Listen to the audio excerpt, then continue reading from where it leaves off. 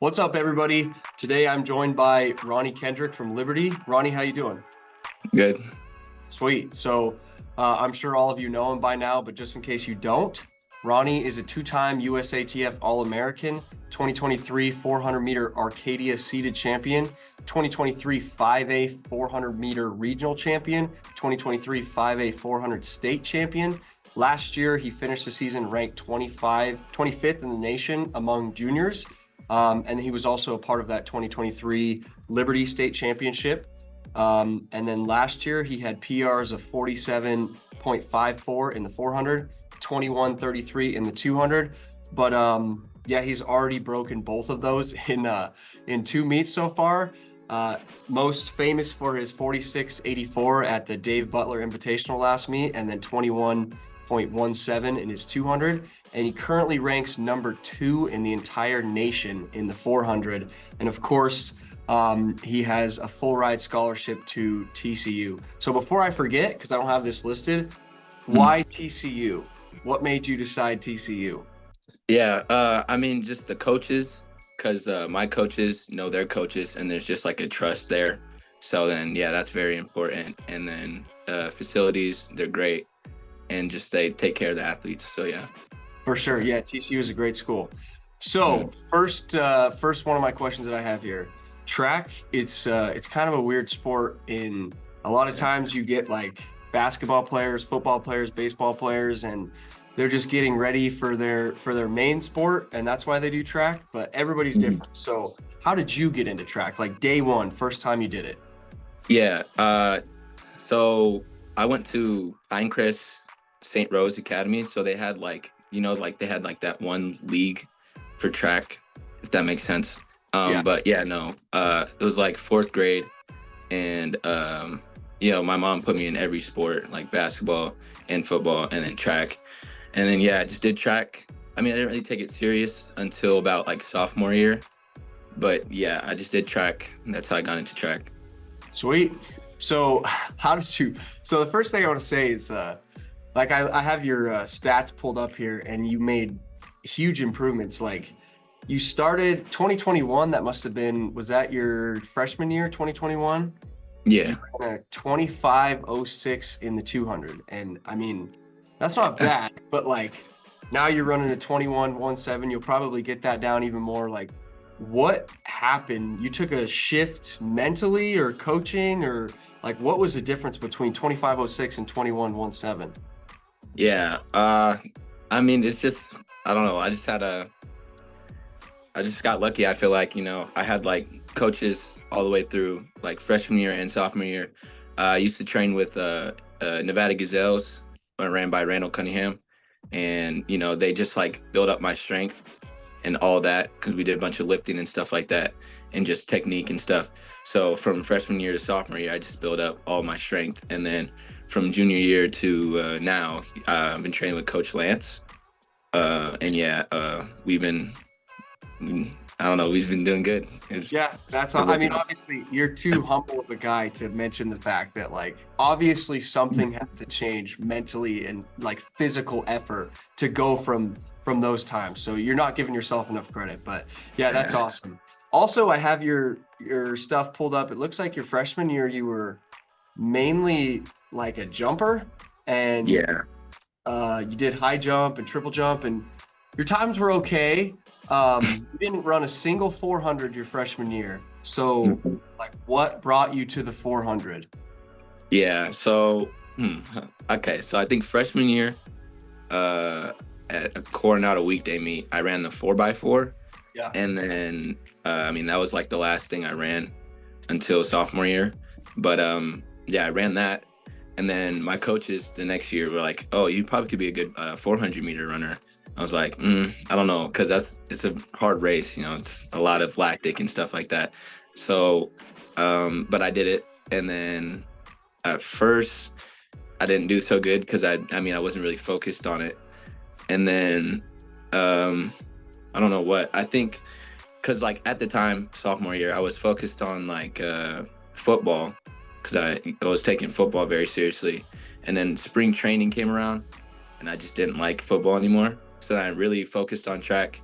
And then yeah, yeah, I just started doing a bunch of 400s and 200s and just a bunch of training like that. And yeah, now that's how I got into That's, it. in my experience, like talking to people and coaching myself, typically what happens is we'll find a kid that we know we have potential or they have potential, and we'll be like, all right, Mhm. go run this 4x4. And then we'll like very strictly watch our watches to see what you get. And then we just know like, okay, that was a good time. Now this kid's gonna run 400. And it sounds like Mhm. that's exactly what happened with you. Yeah, yeah. So I want you to tell me, and I don't think I'm going to be giving away too many secrets, and you don't have to go too specific, but like, Mhm. I know every single day is different, but I know people at home and I want to know, and coaches know, want to know, like, what does a typical day of training look like for you? Yeah, I mean, it just depends on the day. Like today we had, or yesterday, let's start on yesterday. Yesterday we had somewhat of a recovery day. I don't know if I swear, I'll just say these 2 days. But Yeah, so yeah. yesterday we had we had somewhat of a recovery day. So it was like 500s, but they're at very, very, very low tempo pace. And we did like 4 of those. And then today we had a hard workout. We had a 300, 200, and 100 for 3 sets. And yeah, 300 was at like 80. And then the 200 was also at 80. And then 100 was at 4%. I was coming in like for 300, I was coming in like 36. And then 200, like high 22. And then 100, like 10, 10, 9, 10, 8. So to be there's a lot of, you probably don't even realize this, but there's a lot of like controversy revolving the 400 and the amount of volume that a kid needs to do.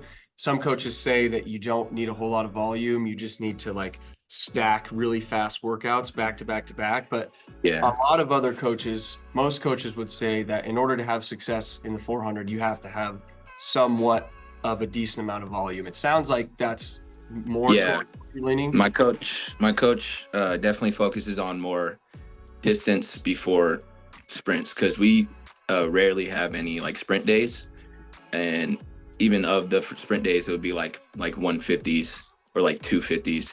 It's always going to be long before we go into something short. So yeah, he Gotcha. focuses on that.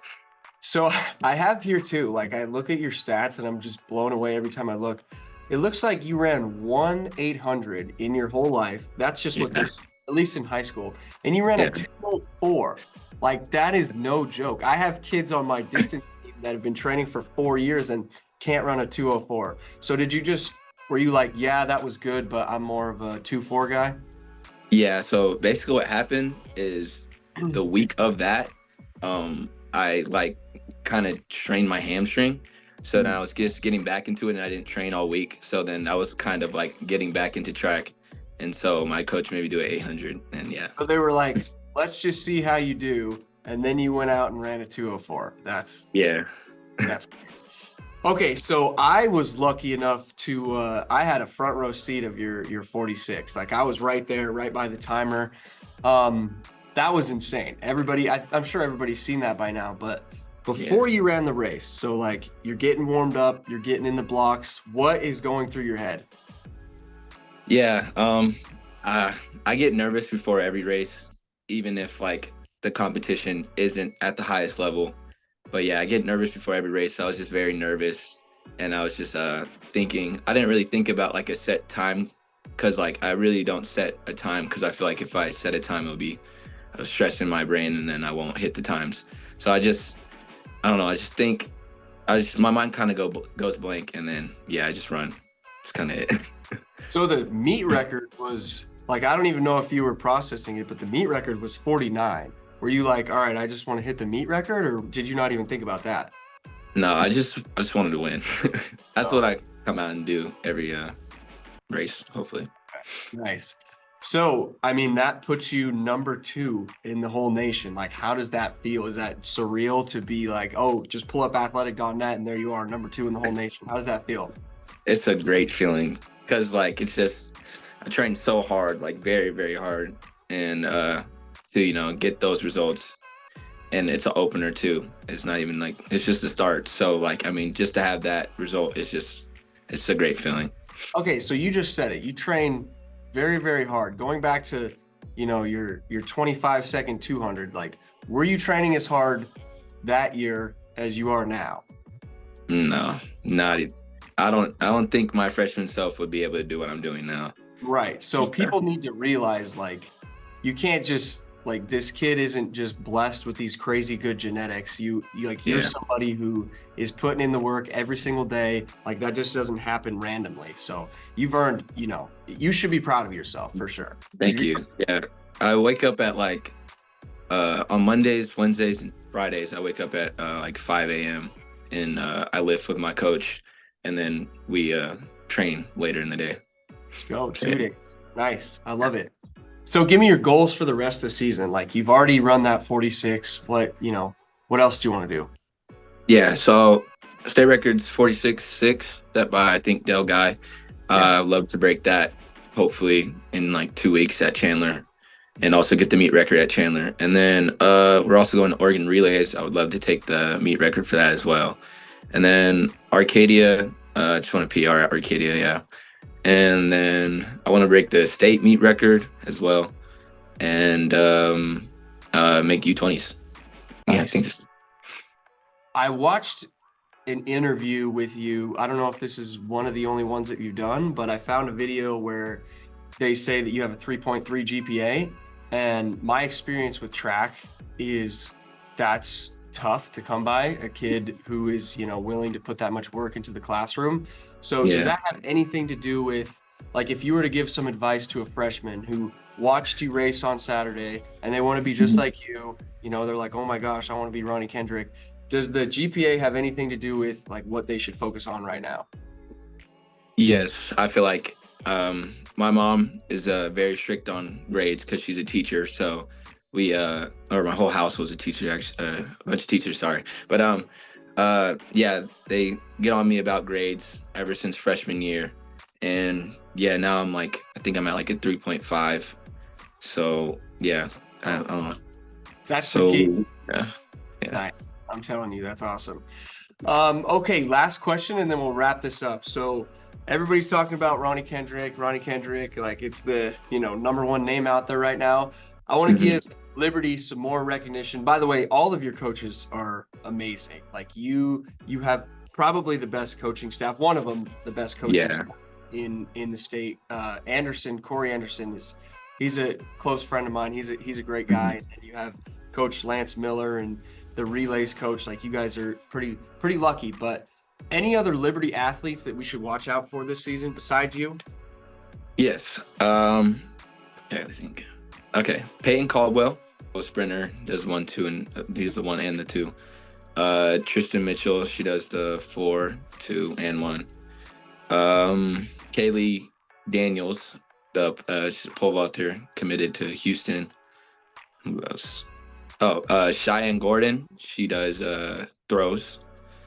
And Isaiah Jordan, he jumped like a 45 in triple jump, and that was his first time ever doing it. So I mean, he's definitely gonna go. So as a team, are you guys as a team looking to go back to back and take it in 5A state this year? Most definitely, yes. Okay, that's awesome. All right, Ronnie. Well, thanks so much for coming on, and I wish you the best of luck this season. And we're all rooting for you, and, you know, hopefully you have a great rest of your year and amazing time in college. And then the rest of that is, you know, sky's the limit for you. So thank you. All right. Thank you. Take care. Have a good one. You too. All right. Peace. Bye.